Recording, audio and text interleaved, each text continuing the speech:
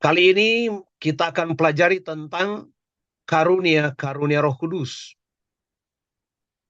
Seberapa penting sebenarnya karunia-karunia Roh Kudus itu di dalam gereja Tuhan? Sangat penting, saudara-saudara. Ya. Pada waktu Petrus berkhotbah, 3.000 orang bertobat, mereka bertanya begini kepada Petrus. Jadi saudara-saudara, apa yang harus kami buat? Petrus berkata, hendaklah kamu memberi diri dibaptis, bertobat dibaptis, dan supaya kamu menerima karunia-karunia Roh Kudus. Itu ada di Kisah Para Rasul ya. Supaya gereja menerima karunia-karunia Roh Kudus. Seberapa penting itu saudara-saudara? Ya, tentunya sangat penting di dalam gereja Tuhan, di dalam GPDI Peniel Batu Licin. Kenapa? Gereja yang tanpa karunia-karunia Roh Kudus, maka dia akan menjadi gereja yang mati. Gereja yang stagnan. Gereja yang tidak ada dinamika. Ya. Itulah sebabnya karunia Roh Kudus sangat diperlukan di dalam gereja. Sangat diperlukan di dalam gereja Tuhan. Karena karunia-karunia Roh Kudus inilah yang akan membuat gereja itu menjadi hidup. Dia berdinamika, dia bergairah. Nanti sebentar kita akan belajar juga tentang bagian-bagian dari karunia-karunia, termasuk karunia-karunia penyataan, ya. Di situ juga ada karunia mujizat. Nah, inilah yang membuat gereja itu dinamis, dia bergerak dan dia itu hidup. Nah, itulah karunia-karunia Roh Kudus. Dia membuat gereja itu menjadi hidup. Nah, tetapi saudara-saudara,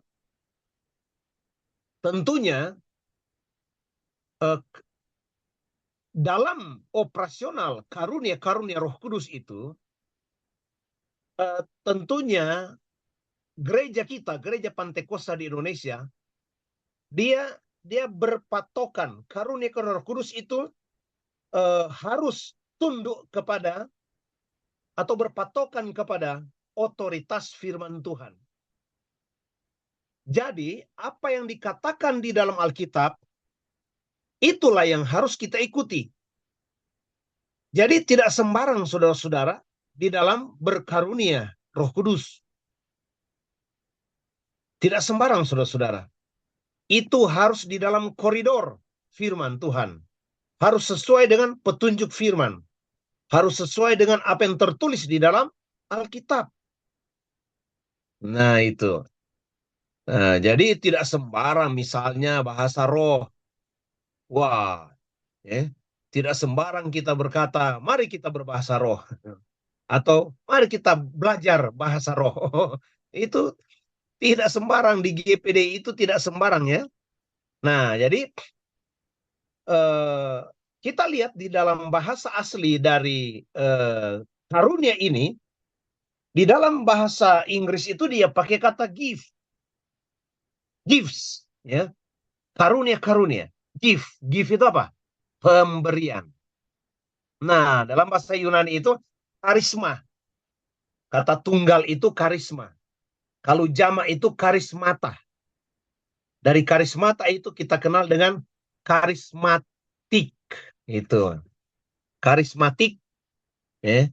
Dan semua itu karismatik mempunyai arti pemberian. Jadi Roh Kuduslah yang memberikan kepada gereja secara cuma-cuma sebagai perlengkapan gereja untuk kepentingan bersama. Jadi karunia-karunia itu untuk membangun satu sama lain, bukan untuk pribadi. Ya.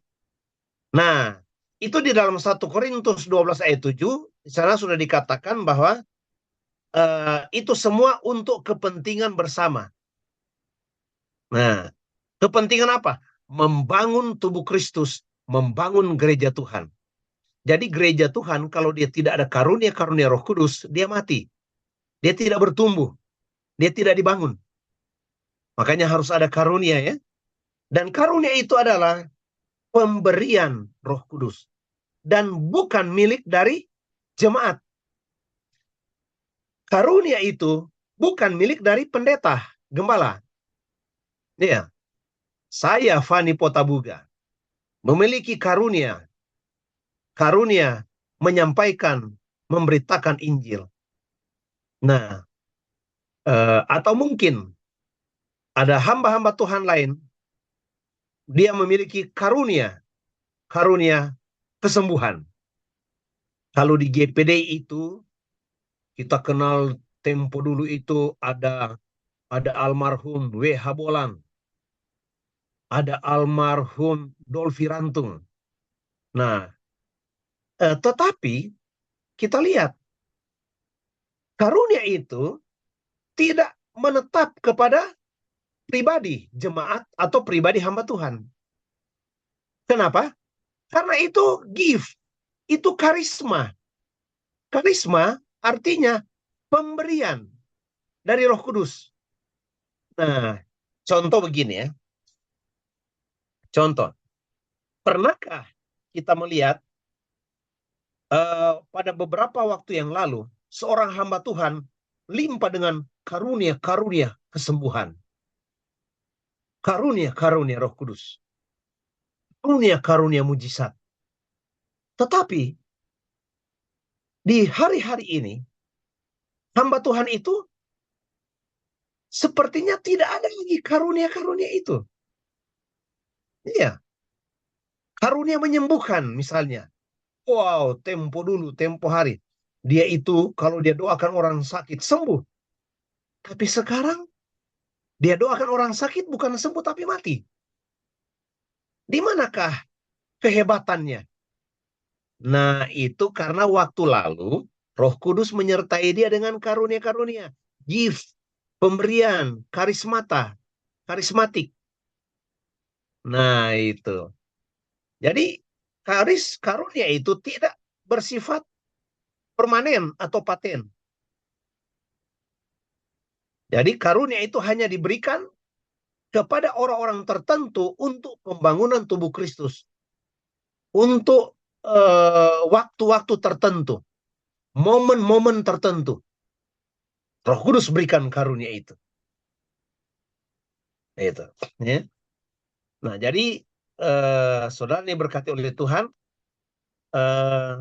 Mari kita akan lihat berbagai-bagai karunia. Bermacam-macam karunia. Coba klik 1 Korintus 12 ayat 8 sampai 11. 1 Korintus 12 ayat 8.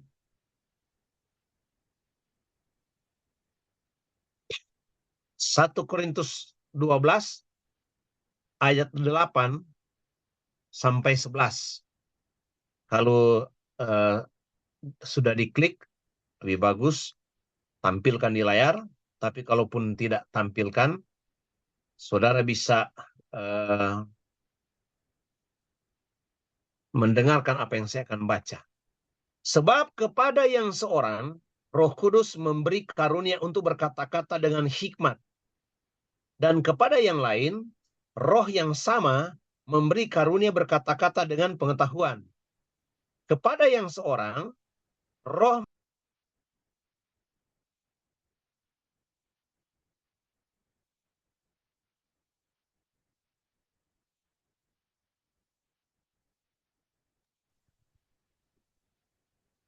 kepada yang lain, Roh memberikan kuasa untuk mengadakan mujizat. Dan kepada yang lain, ia memberikan karunia untuk bernubuat. Dan kepada yang lain, ia memberikan untuk membedakan bermacam-macam roh. Kepada yang seorang, ia memberikan karunia untuk berkata-kata dengan bahasa roh. Kepada yang lain, ia mengambil karunia untuk menafsirkan bahasa roh itu, tetapi semua dikerjakan oleh roh yang satu dan yang sama, yang memberikan karunia kepada tiap-tiap orang secara khusus seperti yang dikehendakinya. Haleluya.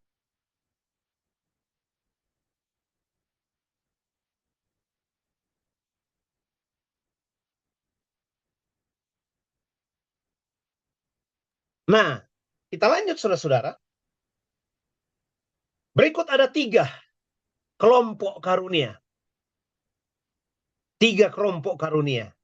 1, karunia penyataan. Apa ya karunia penyataan itu apa? Karunia penyataan itu terdiri dari 3 lagi. 1, berkata-kata dengan hikmat. Ya. Jadi ada karunia berkata-kata dengan hikmat. Kedua, berkata-kata dengan pengetahuan. Ketiga, membedakan bermacam-macam roh. Itu kelompok karunia-karunia penyataan. Nah, penyataan oleh siapa? Oleh Roh Kudus. Nah, sekarang kita lihat pembahasan tentang berkata-kata dengan hikmat. Ya. Berkata-kata dengan hikmat. Saudara yang diberkati Tuhan,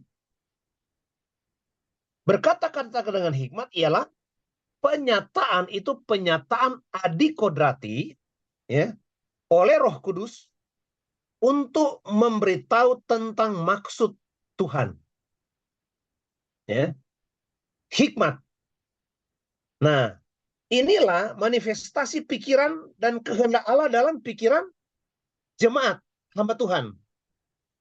Hikmat. Saya ulangi, inilah manifestasi pikiran Allah di dalam pikiran manusia.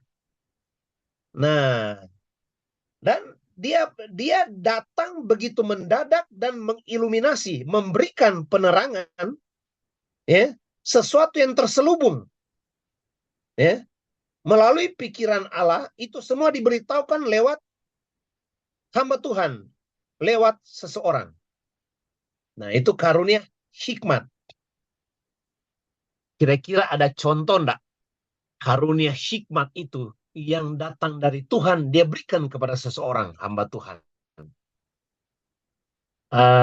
Pernah enggak baca di dalam 1 Raja-Raja pasal 3 ayat 25? Pada waktu Salomo didatangi oleh 2 ibu. Ini 2 ibu ini, ibu A dan ibu B. Ibu A, dia tidur dengan bayinya, terus bayinya mati. Ya. Terus dia ambil itu bayi yang di sebelahnya, yang masih hidup. Bertengkarlah ibu A dan ibu B. Oh, ini bayi saya. Ibu A berkata, ini bayi saya. Ibu B berkata, tidak, bayimu sudah mati. Ini bayi saya. Ibu A dan ibu B saling mempertahankan bahwa bayi yang masih hidup itu adalah bayi mereka. Bingung enggak? Bingung kan? Nah, satu waktu mereka datang ambil keadilan, mencari keadilan kepada Raja Salomo. Mereka berkata, Raja, ini adalah bayi saya. Tetapi ibu B mengatakan ini bayinya. Nah, coba saudara, kalau saudara itu tidak tahu bayi siapa itu, saudara kira-kira mau putuskan seperti apa? Salomo dengan kebijakan hikmat dari Tuhan, tiba-tiba mendadak. Dia juga bingung mungkin, karena dia tidak tahu ini bayinya siapa. Bayinya ibu A atau bayi dari ibu B. Aduh, dia bingung juga. Mana yang mau dia percaya? Dua-dua mengklaim itu anaknya, bayinya. Salomo berkata apa? Ambil pedang. Ambil pedang, bawa pedang ke saya. Salomo pegang pedang. Dan Salomo berkata, dia menyuruh ajudannya, penggalah bayi ini menjadi 2 bagian. Bagian kaki dan bagian kepala. Penggal menjadi 2. Nah, terus ibu A langsung berkata begini, aduh, jangan Raja. Jangan. Biarkan saja bayi ini diberikan kepada ibu B. Ya, berikanlah kepada ibu B. Jangan sampai penggal dia. Ibu B jawab apa? Penggallah, penggallah bayi ini. Satu bagian untuk dia, satu bagian untuk saya. Itu. Nah, ketika ibu A berkata, berikanlah bayi ini kepada ibu B. Meskipun bukan ibunya. Tapi dia berkata, berikanlah bayi ini kepada ibu B. Biarkan saya tidak memiliki bayi. Yang penting bayi itu hidup. Salomo berkata apa? Oh, berarti yang mempunyai bayi ini adalah ibu A, bukan ibu B. Nah, itu hikmat, karunia hikmat yang diberikan oleh Roh Allah, oleh Roh Kudus.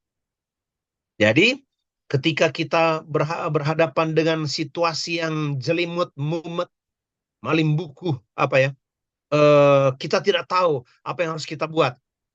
Roh Kudus mampu memberikan karunia hikmat kepada kita untuk mengambil keputusan. Nah, terus hikmat lainnya di mana juga yang Tuhan berikan? Di dalam perjanjian lama, Roh Allah ya. Allah memberikan hikmat kepada Basaliel dan Aholiab. Untuk apa? Membangun tabernakel Musa. Nah, hikmat diberikan kepada mereka.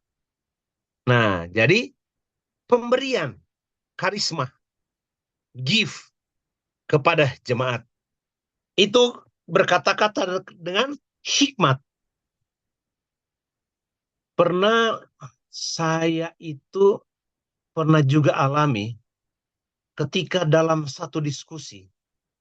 Saya tidak pernah belajar ini materi di sekolah Alkitab Languan. Saya tidak pernah belajar. Belum pernah belajar. Tiba-tiba ada satu siswa bertanya, pintar ini anak.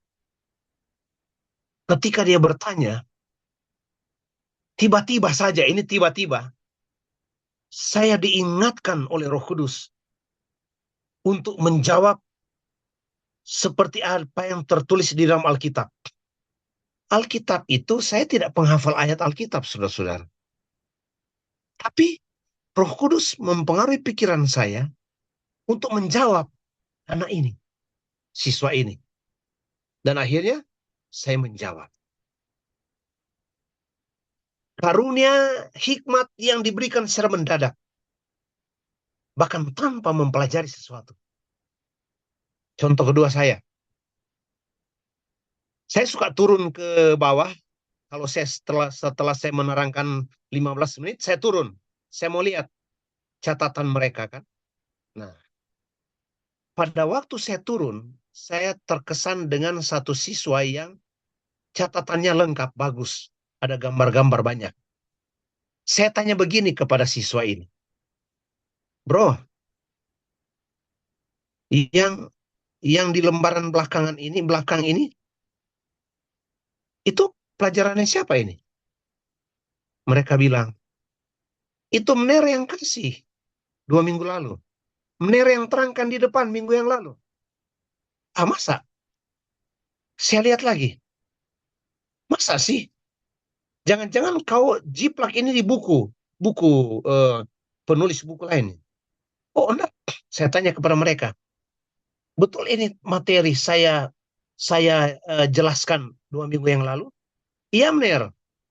Mener terangkan gambar-gambar di depan. Ini materi.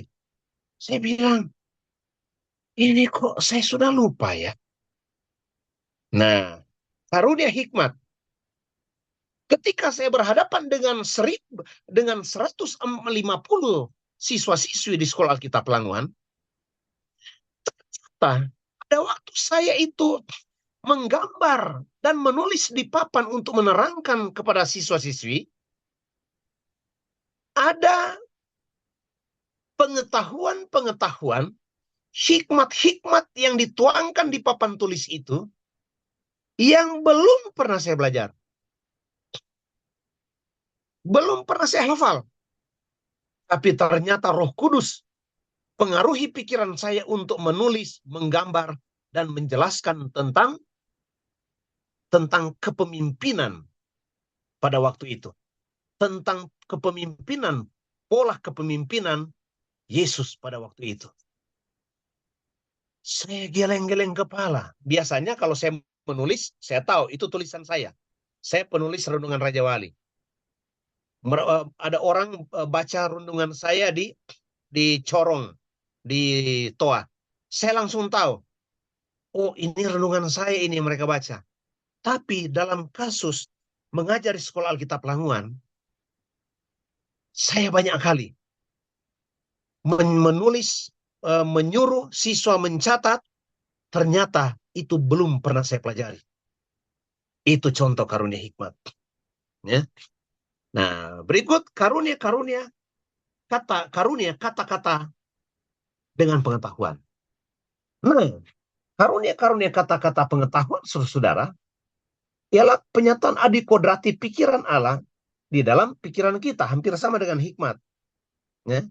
Kita mengetahui segala sesuatu yang terselubung karena pada saat tertentu pikiran Allah ada dalam pikiran kita. Itu. Dan harus dimengerti bahwa hal ini bukanlah hasil wawasan berpikir.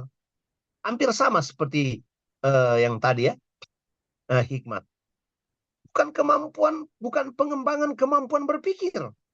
Tapi karunia berkata-kata dengan pengetahuan adalah penyataan pikiran Allah, ya, bukan dalam arti luas, tetapi khusus dalam situasi dan fakta tertentu. Ya, pengetahuan. Contoh itu apa ya? Ananias dan Safira. Petrus, dia tahu apa yang dibuat oleh Ananias dan Safira. Roh Kudus dorong dia. Petrus berkata begini, Ananias, sini kau. Kenapa, Pak? Apakah hasil penjualan tanah yang kalian jual hasilnya seperti ini banyaknya? Ananias berkata apa? Ya, betul. Itu adalah hasil seluruh dari penjualan tanah kami yang kami sudah janji iman dan kami serahkan seluruhnya. Petrus berkata apa kepada Ananias? Hei Ananias, mengapa engkau mendustai Roh Kudus? Bukankah sebelum tanah itu dijual, itu menjadi hakmu 100%. Tetapi ketika sudah ada kesepakatan membawa kepada rasul-rasul, engkau itu bukan milikmu lagi. Kenapa engkau mendustai Roh Kudus? Saat itu juga Ananias mati terpental. Saya mau tanya, Petrus tahu dari mana Ananias berdusta? Petrus tahu dari mana Ananias berdusta? Nah, setelah itu dia pindah ke istri Ananias, Safira. Dia panggil Safira, Safira sini. Saya mau tanya ke kamu, Safira. Kamu kan sepakat menjual tanah dan berikan di kaki-kaki rasul-rasul kan? Hartanya, uangnya. Iya. Apakah hasil penjualan tanah sebegini banyak? Iya, betul. Petrus berkata apa? Mengapa kalian berdua sepakat mendustai Roh Kudus? Itu suamimu, Ananias. Sementara dibawa ke pekuburan, engkau juga akan mengalami hal yang sama. Tiba-tiba, Safira terpental. Dia mati mendadak. Petrus tahu dari mana suami istri ini berdusta dalam hal janji iman. Berdusta dalam hal apa? Janji kepada Tuhan. Memberi kepada Tuhan. Makanya jemaat, ya, hamba Tuhan boleh kau dustai. Tapi Roh Kudus tidak bisa kau dustai. Ya. Kau dapat tunjangan, kau dapat berkat, ternyata lebih berkatmu itu. Dan kau berkata, iya hanya ini berkat kami Pak Gembala. Anda memberikan perpuluhan, misalnya Anda ternyata dapat 50 juta, ya, dan Anda berkata kepada Bapak Gembala, kami dapat 5 juta. Jadi inilah persepuluhan kami, 500.000. Padahal Anda dapat berkat 50 juta. Roh Kudus tahu Anda berdusta. Seharusnya persepuluhan itu 5 juta. Karena Anda dapat berkat 50 juta. Seharusnya 5 juta. Tapi Anda berdusta berkat yang kami terima hanya 5 juta. Jadi ini persepuluhannya, 500.000. Gembala bisa kau dustai, tapi Roh Kudus tidak bisa kau dustai. Ananias coba mendustai Roh Kudus. Mati saat itu juga. Istrinya juga ternyata mau mendustai Roh Kudus. Saat itu juga mati. Sepakat mendustai Roh Kudus. Nah, kata-kata Petrus itu kata-kata pengetahuan. Dia tahu itu. Dari mana itu? Roh Kudus. Ya. Amin, saudara. Haleluya. Ketiga, karunia membedakan bermacam-macam roh. Karunia membedakan bermacam-macam roh ada hubungannya dengan dunia roh yang dikuasai oleh, termasuk di dalamnya iblis. Ya. Nah, kita harus punya karunia membedakan roh, supaya kita bisa membedakan jenis roh yang sedang bekerja pada seseorang. Iblis itu roh adanya. Dia bisa mengadakan mujizat-mujizat palsu. Itu pertama-tama yang saya tahu itu apa? Tongkat Musa dilempar jadi ular. Dan penyihir-penyihir juga melempar tongkat menjadi ular. Tapi tongkat Musa memakan tongkat penyihir Mesir. Jadi mujizat palsu itu bisa dikerjakan oleh setan. Ya. Kadang-kadang iblis datang dengan pakaian terang, malaikat terang. Kita tahu dari mana? Ini pekerjaan setan atau pekerjaan Roh Kudus? Nah, ini perlu karunia membedakan bermacam-macam roh. Gembala-gembala itu banyak yang memiliki karunia ini. Kami bisa tahu ini orang ini bukan dari Roh Kudus ini. Itu. Sesuatu yang tidak menimbulkan damai sejahtera itu bukan dari Roh Kudus. Sekalipun dia berkata-kata firman Tuhan. Iya. Siapa itu yang Simon apa? Anda bukan Simon. Anak-anak Skewa. Mereka lihat Paulus itu, Paulus mengadakan mujizat. Ya, ini anak-anak Skewa. Mereka lihat Paulus mengadakan mujizat. Terus anak-anak Skewa juga mau coba tiru itu karunia yang ada pada Paulus. Ya. Nah, anak-anak Skewa berkata begini. Kami menengking engkau dalam nama Yesus yang diberitakan oleh Paulus. Anak-anak Skewa itu apa? Penyihir. Masih ada roh jahat di dalam. Ada iblis di dalam, tapi mau coba menggunakan nama Yesus. Kami menyumpahi engkau dengan nama Yesus yang diberitakan oleh Paulus. Tahu enggak setan bilang apa kepada anak-anak Skewa ini? Yesus aku ketahui. Paulus aku kenal. Kamu siapa? Tiba-tiba iblis mengejar ini anak-anak Skewa. Menelanjanginya dan dia mencakar-cakar muka dari anak-anak Skewa ini. Penyihir, dia mau pinjam nama Yesus yang diberitakan oleh Paulus. Iblis tantang. Yesus aku ketahui. Paulus aku kenal. Kamu siapa? Makanya ya, kita harus mampu membedakan macam-macam roh. Ada orang yang memakai nama Tuhan, tapi itu roh yang lain itu. Bahkan di dalam gereja kita bisa menilai orang ini api Pantekosta, api Roh Kudus, atau api asing. Kita bisa tahu. Yang punya karunia membedakan macam-macam roh. Saya di setiap perkemahan kan di Manado kan banyak kerasukan. Ya. Doakan 5 menit, 10 menit, 15 menit keluar dalam nama Yesus. Dalam nama Yesus kami perintahkan engkau iblis keluar dalam nama Yesus. Keluar dari orang ini dalam nama Yesus. Sudah. Waktu saya doakan begini, sudah berdiri. Si cewek berdiri. Ketika dia berdiri, dia mulai senyum. Saya bilang, biasanya kalau sudah sadar betul dia nggak senyum. Dia malu, ya. Tapi saya tunggu. Tapi di hati saya nggak sejahtera. Saya langsung berpikir, ini orang ini seperti masih ada roh jahat di dalam orang ini.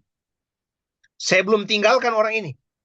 Ya, 1 menit kemudian saya undang lagi teman-teman di sekitar, mari kita menyanyi. Tuhan kirim roh api. Setelah kami menyanyi, baru 2 kali menyanyi, Tuhan kirim roh api. Tiba-tiba dia sudah seperti serigala. Dan dia itu mukanya menakutkan. Ya. Dan ternyata orang ini cuman berdusta bahwa dia itu sudah dilepaskan dari roh jahat. Kita harus mampu membedakan bermacam-macam roh. Ini dari Roh Kudus atau bukan? Ini pekerjaan Roh Kudus atau bukan? Ya. Nah, terus kadang-kadang iblis datang kan merupakan malaikat seperti malaikat terang. Nah, kegiatan roh-roh kegelapan hanya dengan mengidentifikasi kegiatan roh-roh kuasa kegelapan itu cuma ada 2 hal. Pertama, memiliki pengetahuan firman yang luas dan dalam. Ya. Kita harus memiliki pengetahuan firman yang dalam. Ya. Supaya segala sesuatu dapat diidentifikasi. Bagaimana kita mau cari tahu tentang dia pekerjaan roh atau tidak, sedangkan kita jarang baca Alkitab. Ya. Bagaimana kita mau cari tahu ini Roh Kudus atau tidak, sedangkan kita jarang baca firman Tuhan. Kita jarang baca Alkitab. Bagaimana kita bisa cari tahu? Nah, jadi membedakan roh juga itu harus ditopang oleh bagaimana pengetahuan kita di dalam firman Allah. Ya. Itu ada nubuatan lagi. Nubuatan, dia salah nubuatan. Waktu saya dengar dia bernubuat, saya bilang, ini bukan dari Roh Kudus ini. Ya. Nah, jadi gereja itu harus ada jemaat atau hamba Tuhan yang mampu membedakan bermacam-macam roh. Nah, berikut kita pindah ke bagian B. Tadi bagian A, ya. Bagian A itu apa? Kelompok karunia-karunia penyataan. Jadi ada hikmat, pengetahuan. Nah, dan bermacam-macam roh. Karunia membedakan macam-macam roh. Yang berikut, kelompok karunia-karunia kuasa. Tadi penyataan. Kelompok pertama penyataan. Kedua, kelompok karunia iman. Kelompok penyataan, ini karunia-karunia kuasa. Ya. Ini kelompok karunia-karunia kuasa. Di situ juga ada 3 ya. Kelompok karunia-karunia kuasa itu ada 3. Pertama, karunia iman. Kedua, karunia mujizat. Ketiga, karunia menyembuhkan. Saya ulangi. Kelompok karunia-karunia kuasa itu ada karunia iman, ada karunia mujizat, ada karunia menyembuhkan. Nah, sekarang kita bahas tentang karunia-karunia iman itu. Ya. Karunia iman harus dibedakan dengan iman yang menyelamatkan. Contoh begini. Saya memiliki iman kepada Yesus bahwa kalau percaya Yesus saya sudah diselamatkan dan masuk surga. Itu karunia iman yang menyelamatkan. Karunia iman yang membuat kita datang kepada surga.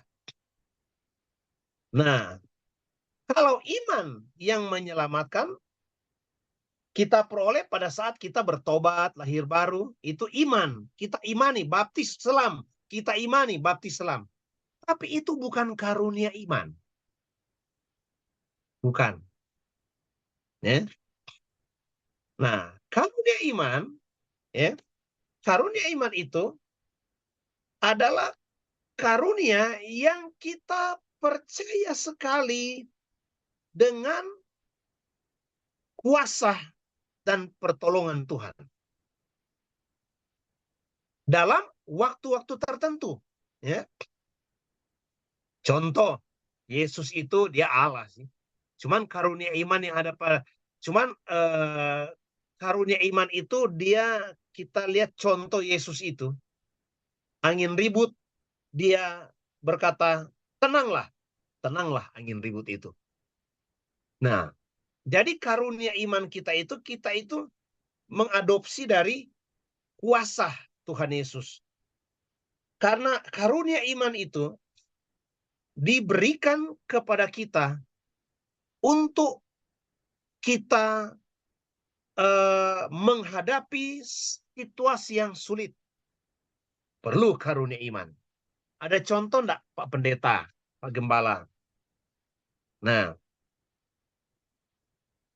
gereja kami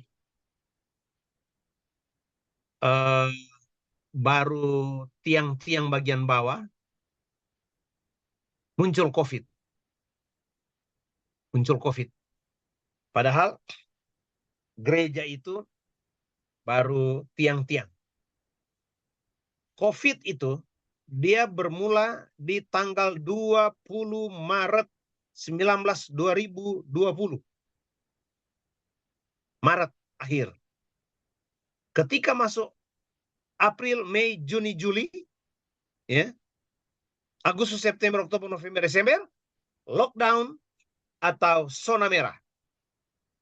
Tidak boleh buat kantin pembangunan. Tidak boleh bikin kue dan jemaat menjualnya. Tidak bisa. Jadi kami yang hanya 25 kakak di GPD Raja Wali Kanonang mati kutu atau tidak berdaya untuk mencari dana untuk membangun gereja. 2020 itu. Memasuki tahun 2021, Roh Kudus berbicara di hati saya. Ya. Roh Kudus berbicara di hati saya begini. Karena dia tahu saya itu sudah mulai putus asa karena apa? Kami mulai coba membangun bulan Agustus, 24 Agustus 2020, September, Oktober, November, Desember. 5 bulan saya membangun, itu ring balok pertama dan susun batu bata. Agustus, September, Oktober, November, Desember. Setelah susun batu bata, itu modal dari teman saya kasih 3 juta. Saya bilang, saya mau bikin apa dengan 3 juta ini? Nah, kata hati saya bilang begini, belikan batu bata pasir semen. Akhirnya saya beli, mulai dari situ mengalir itu dana karena saya bermohon kepada teman-teman, kalau kau ada berkat ya, tolong bantu saya biar cuma 5 sak semen. Jadi Agustus, September, Oktober, November, Desember, saya mencari dana ke teman-teman lewat apa? Kirim permintaan bantuan di Messenger dan WA. Prinsip saya, ini bukan untuk saya, ini untuk pekerjaan Tuhan. Akhirnya masuk Desember, saya malu meminta lagi. Cuma sampai di susun batu bata di ring balok pertama itu, di bawah. Apa yang terjadi, saudara-saudara? Memasuki 1 Januari 2021, Roh Kudus menyuruh saya untuk menuliskan di baliho, perkataannya begini. Aku yakin Allah Immanuel akan memberkati pembangunan GPDI Raja Wali Kanonang sepanjang tahun berjalan 2021. Iya, 2021. Terus saya komitmen dengan Tuhan apa? Tuhan, saya tidak mau lagi minta sumbangan. Saya tidak mau lagi hubungi teman-teman lewat Messenger dan WA. Lagian saya minta sumbangan dikasih 200. Paling tinggi kasih 1 juta. 500, 500, 200, 300. Putus asa saya. Saya sudah berusaha bermohon kepada manusia. Hanya terkumpul 10 juta.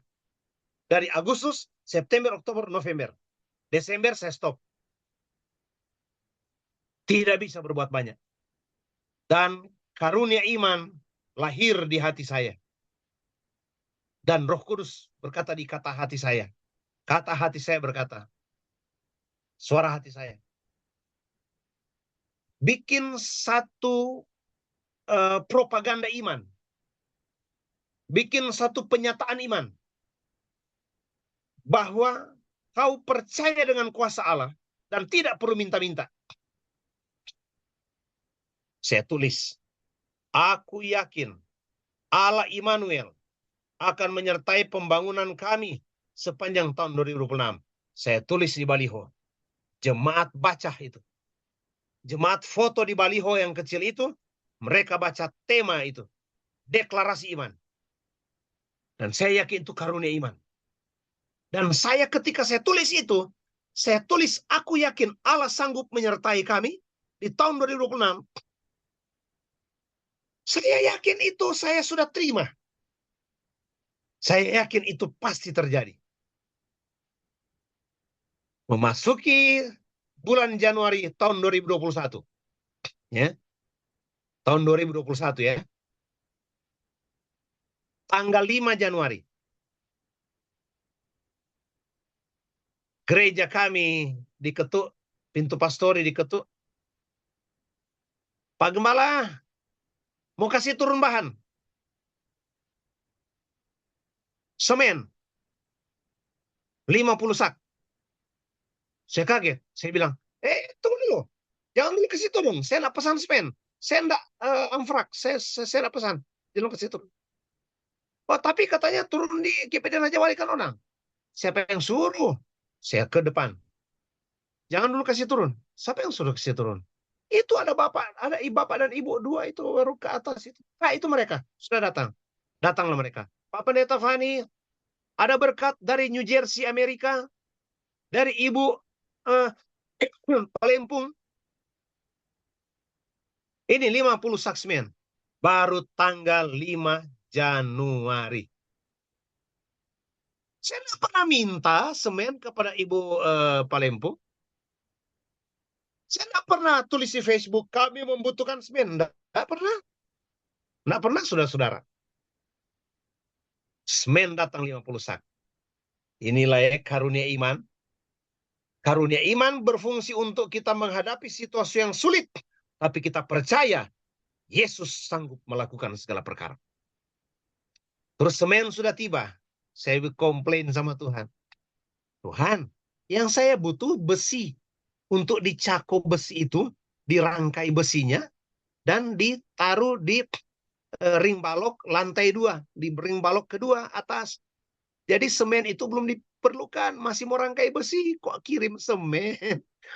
Yang saya imani kok besi bukan semen. Logikanya besi duluan kan. Semen sudah mau keras ini semen. Saya seperti berbantah-bantah dengan Tuhan. Kok kirimnya semen Tuhan? Sorenya teman saya WA saya. Pak Gembala, dalam waktu dekat ini Pak Gembala perlu apa? Wih, saya kaget. Saya langsung katakan. Besi ukuran 16, besi 16 dan besi behel 8. Dan saya perlu itu untuk ikat-ikat itu. Benrat. Dan bayar orang kerja. Dia langsung bilang, minta nomor rekening. Waduh, mulai dari Januari itu banyak orang minta nomor rekening. Bahkan bendahara umum MPGPDI minta nomor rekening. Orang teman-teman minta nomor rekening. Pada tahun yang lalu 2020 di masa COVID, saya minta-minta dapat 200.000, dapat 500.000. Bahkan ada yang janji 300.000, enggak nongol-nongol sumbangannya. Setelah saya komitmen dengan Tuhan, dengan iman, saya tidak minta-minta kepada teman. Saya yakin Tuhan menyertai saya. Muncul bahkan orang teman yang pelitnya minta ampun, minta nomor rekening. Dia kirim 5 juta. Orang pelit, Tuhan bisa robah hatinya untuk membantu kita. Amin, saudara. Itu untuk pekerjaan Tuhan. Situasi yang membutuhkan, Tuhan kasih karunia iman. Itu. Bahkan ada panitia KKR minta nomor HP, saya kirim nomor rekening. Karena sudah terbiasa. Mereka minta nomor. Saya kasih nomor rekening. Giliran panitia KKR mau undang saya pimpin KKR, saya kirim nomor rekening. Panitianya bilang apa? Pak Gem, mohon maaf yang kami minta nomor telepon, bukan nomor rekening.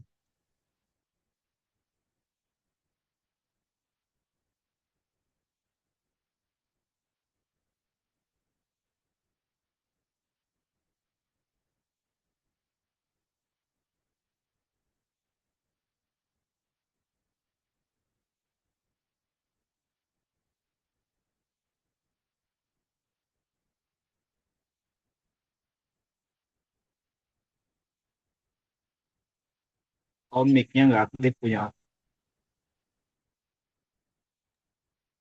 Tapi tadi bisa dengar ya tadi. Sempat hilang.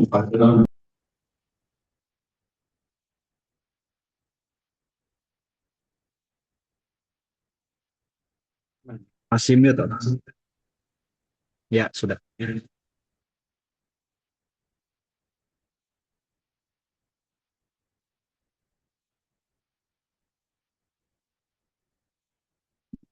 Masih belum ada suaranya. Bisa tes mic-nya, Om? Tes bisa dengar ya. Oh ya, bisa, bisa. Tapi saya Silakan tadi lanjut. ngomong lama, bisa dengar ya. Oh, bisa, Om. Cuma sekitar 1 menit. Oh Hilang. iya, oke. Jadi itu ya, karunia iman. Tuhan mampu memberikan kita kepercayaan penuh kepada Tuhan. Dia sanggup. Nah, itu karunia iman. Yang berikut ada karunia untuk menyembuhkan. Seperti saya katakan tadi, karunia menyembuhkan ini, saudara-saudara, milik Roh Kudus. Ya. Ketika Roh Kudus ingin menyembuhkan seseorang, dia taruh karunia kesembuhan kepada seseorang. Dan karunia kesembuhan itu tidak milik dari seorang hamba Tuhan. Ya, itu. Saya kira karunia kesembuhan ini uh, tidak terlalu lama ya. Ada apa karunia menyembuhkan ini, saudara-saudara, itu untuk meneguhkan orang-orang yang belum percaya Yesus. Contoh, ada kan tuh pendeta Lubis, contoh ya. Wow, itu banyak orang-orang non-Kristen datang minta doa kesembuhan, sembuh saudara-saudara. Karunia kesembuhan. Di bandara dia doakan orang, sembuh. Dan mulai di situ, sudah mulai banyak sekali orang yang non-Kristen percaya kepada Yesus. Untuk apa tujuan karunia kesembuhan? Supaya nama Yesus dimuliakan. Nama Yesus diperkenalkan. Yesus itu Allah yang menjadi manusia. Tuhan Yesus itu berkuasa. Jadi itu ya. Tujuan Roh Kudus memberikan karunia kesembuhan bukan untuk gagah-gagahan seorang pendeta gembala. Itu bukan karunia, itu bukan miliknya, itu milik Roh Kudus. Dia diberikan karunia kesembuhan, supaya yang belum percaya bisa percaya Yesus. Mereka takjub kepada Yesus dan mereka percaya dia adalah anak Allah. Jadi itu mujizat untuk karunia untuk menyembuhkan di dalam gereja itu bukan semata-mata menolong jemaat, bukan. Tapi itu karunia kesembuhan itu supaya orang yang belum percaya Yesus melihat bahwa mereka itu, Yesus itu yang kita sebut dalam nama Yesus, bilur-bilur Yesus, dia adalah Tuhan penyembuh yang agung. Kita lompat di karunia mujizat. Jadi karunia menyembuhkan, karunia mujizat berikutnya ya. Berikut karunia mujizat, ini karunia-karunia kuasa. Karunia-karunia mujizat itu saudara-saudara adalah karunia yang dibuat oleh Roh Kudus secara dikodrati dan dia tidak tunduk kepada hukum alam. Itu. Dia itu berlawanan dengan hukum alam, berlawanan dengan akal budi manusia. Karunia mujizat. Yesus pernah buat itu, ya. Sudah banyak ya kita tahu mujizat itu tidak perlu dijelaskan. 5 roti dan 2 ekor ikan. Karunia mujizat itu saudara-saudara berlawanan dengan logika manusia atau hukum alam. Itu. Belah Talau Teberau, ya. Roh Kudus itu memberikan karunia, bukan, Allah membuka Laut Teberau, Yesus memberi makan 5 roti dan 2 ekor ikan. Nah, di gereja sekarang karunia mujizat itu ada mujizat kesembuhan. Ada mujizat juga yang ketika seseorang mendoakan jemaat, dia diberkati oleh Tuhan dalam hal keuangan. Nah, dan kalau dalam karunia mujizat itu dalam kaitannya dengan kesembuhan, ada yang namanya healing, sembuh perlahan-lahan, tapi ada yang namanya mujizat, miracle, hitam jadi putih, miracle. Ya. Yesus itu menyembuhkan, berbuat mujizat, lumpuh berjalan, buta melihat, itu miracle. Ada yang didoakan di KKR, sepertinya belum sembuh, tapi seminggu kemudian sudah berangsur-angsur sembuh. Itu namanya healing. Jadi beda miracle, mujizat secara serentak, dan healing. Dia punya proses kesembuhan itu bertahap, berhari-hari. Ya, itu karunia mengadakan mujizat. Tujuannya juga itu semua kembali apa? Untuk mempermuliakan nama Tuhan. Ribuan orang bertobat karena melihat mujizat Allah dinyatakan. Jadi untuk apa karunia Roh Kudus, karunia Roh Kudus, karunia mujizat berlaku bagi gereja, diberikan kepada gereja Tuhan, itu tidak lain untuk mempermuliakan nama Tuhan. Ya, berikut kita lompat pada karunia, kelompok karunia ilham. Kita cepat saja ya selesaikan ini. Ada karunia nubuatan, nubuat. Berikut ada karunia eh, karunia berikut adalah berbahasa lidah, berbahasa roh, karunia bahasa roh. Jadi karunia nubuat, karunia bahasa roh, dan karunia nubuat, karunia bahasa roh, dan di situ juga ada karunia, saya lihat dulu ya, ada karunia bahasa roh dan karunia menafsirkan bahasa roh. Saya ulangi, karunia-karunia ilham itu ada karunia bernubuat, ada karunia berkata-kata dalam bahasa roh, ada karunia menafsir. Sekarang, bernubuat. Kalau bernubuat itu tidak perlu penafsiran. GPDI Tempo dulu itu suka bernubuat. Hai anak-anakku, hendaklah engkau kuat karena engkau akan menghadapi badai dalam hidup ini. Bernubuat. Bernubuat artinya dia memberitahu sesuatu yang ada di depan, dia memberitahu sekarang ini. Ya, bernubuat. Nah, terus ada karunia bahasa roh, berkata-kata dalam bahasa roh.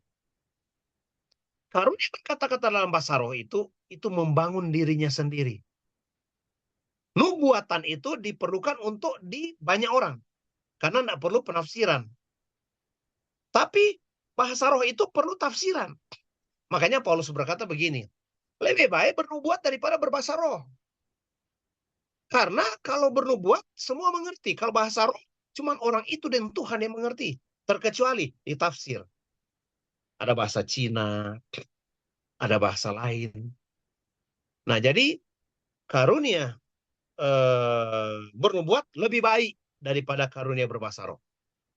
Berbahasa roh itu ada gunanya? Ada. Gunanya itu apa? Membangun dirinya sendiri. Nubuatan membangun banyak orang.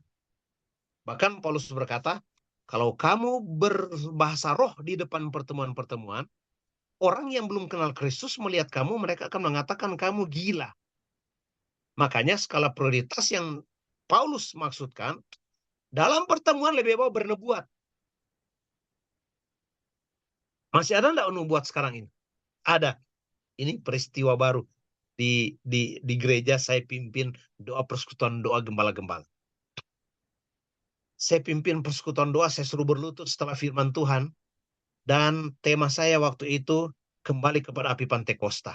Wih, ada satu ibu yang pendiam, dia mulai berbahasa roh. Memang saya lihat kental urapan waktu itu. Ya, urapan firman Tuhan. Dia mulai berbahasa roh. Dan kata hati saya berkata, coba tunggu sebentar. Jangan-jangan ada yang dia mau perlu sampaikan. Saya bilang, mari kita hening sejenak. Biarkan Roh Kudus bekerja. Dia mungkin mengatakan sesuatu bagi kita. Semua hening. Langsung dia bernubuat. Bernubuat. Dia bilang apa? Busuk hatimu. Kau punya hati busuk. Busuk nganape hati. Wih. Ibu rohani pendiam. Dia berkata, munafik. Busuk hatimu. Wih. Saya langsung tahu. Di antara hamba-hamba Tuhan yang hadir. Begini. Ada gembala-gembala tidak tahu yang mana ada dua hamba Tuhan di wilayah kami. Sementara begini. Ada beberapa gembala tidak tahu. Tapi saya tahu. Karena mereka curhat ke saya. Saya mau kasih nasihat. Mereka tidak terima. Ketika mereka datang dan nubuatan datang. Pertama dia berbahasa roh. Kemudian dia bernubuat. Dia langsung berkata. Kamu munafik. Busuk hatimu. Oh, betul apa yang dimaksudkan, saya tahu ada di ruangan itu. Karunia bernubuat. Dan yang berikut terakhir, karunia menafsir. Itu sudah jarang hari-hari ini. Nubuatan tidak perlu ditafsir. Yang ditafsir itu bahasa roh. Karena Roma 8 ayat 28 berkata, demikian juga kita berdoa dalam keluhan-keluhan yang tidak terucapkan. Roh Kuduslah yang membuat kita bisa berdoa kepada Tuhan. Mohon maaf ya, saya tidak terlalu banyak baca Alkitab karena ini saya mau selesaikan ini malam tentang Roh Kudus, terakhir di karunia Roh Kudus. Jadi mohon maaf saya tidak banyak baca Alkitab karena itu ayat-ayat di sini semua saudara-saudara, kalau saya hitung itu hampir capai 50 ayat. Kalau kita tampilkan tidak cukup waktu kita. Ya. Nah, jadi saya percaya pertemuan kita malam hari ini Bible Study, pendalaman Alkitab, doa saya supaya bisa dimengerti oleh jemaat. Mari kita berdoa. Waktu sudah menunjukkan 1 jam ya. Bapa di surga dalam nama Yesus. Kami hamba-Mu berdoa untuk pelayanan penggembalaan yang ada di GPD Peniel Batu Licin malam hari ini. Berkati Bapak Gembala dan Ibu Gembala. Bapak Petrus Pesik di dalam nama Yesus. Ibu Rohani dalam nama Yesus. Ibu Gembala dalam nama Yesus. Para pelayan-pelayan yang hadir malam ini dalam nama Yesus. Diberkatilah oleh Tuhan. Kami terbatas dalam penyampaian Tuhan. Karena hanya 1 jam. Tetapi Roh Kudus tidak pernah terbatas. Roh Kudus akan olah kembali ini terus-menerus terngiang di dalam hati dan pikiran kami, memori kami, sehingga kami bisa mengerti tentang karunia-karunia Roh Kudus. Biar gereja GPDI Peniel Batu Licin limpah dengan karunia-karunia Roh Kudus. Biar jemaat-jemaat yang ada limpah dengan karunia-karunia Roh Kudus. Supaya gereja Peniel Batu Licin berdinamika.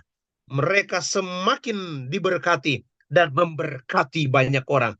Banyak jiwa-jiwa yang akan datang di gereja GPDI Peniel Batu Licin. Kami tutup pemberitaan firman Tuhan dalam dalam Bible study atau pendalaman Alkitab malam hari ini dalam nama Bapa, Putra dan Roh Kudus, yaitu dalam nama Tuhan Yesus Kristus. Sebab apa yang sudah diberkati oleh Tuhan tetaplah diberkati sampai selama-lamanya. Berkat-Mu ada atas seluruh gembala dan seluruh pelayan-pelayan jemaat yang ada di Peniel Batu Licin. Kekasih-kekasih jemaat Tuhan, terimalah berkat dan rahmat dari Allah Bapa, dan biar kasih karunia dari Tuhan Yesus dan Roh Kudus menyertai kita semua mulai malam ini sampai Maranatha Tuhan Yesus datang. Semua jemaat diberkati oleh Tuhan, dari gembala Ibu Rohani, Ibu Gembala, sampai kepada seluruh jemaat. Haleluya, haleluya. Amin. Amin, amin, amin. Kasih banyak Om, Tuhan Yesus berkati untuk pelayanannya. Salam untuk jemaat dan keluarga di sana. Sampai bertemu di kesempatan berikutnya, pelayanan berikutnya. Ya, Tuhan Yesus. ya, saya live ya.